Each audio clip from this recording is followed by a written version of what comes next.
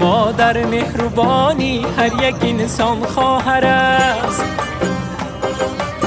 همدم و هم راز و هم سوزنده بر جان خواهر است.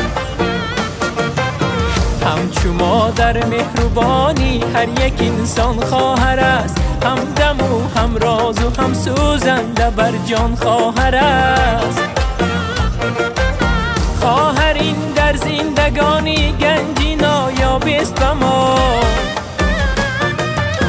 خواهر این در زندگانی گنجی نایاب است به ما. قیمت از این قیمت از آن قیمت از جان خواهر است.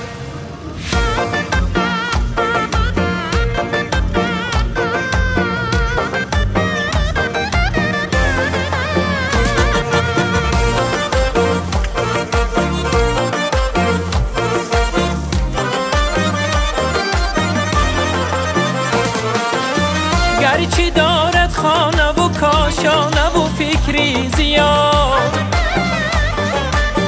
لیک فکری دادری خیش دل پریشان خواهر است. گر خماری مادری گم کرده گیرد کس را، در دمی تنهایی بر دل همچو درمان خواهر است. گر خماری مادری گم کرده گیرد کس را، در دمی تنهایی بر دل همچو درمان خواهر است.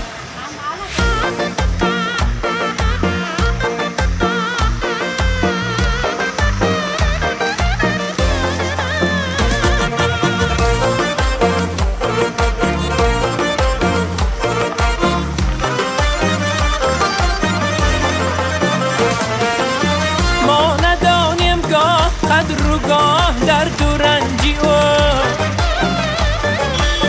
لیک نرنجد اوزی ما چون دل فروزان خواهر است.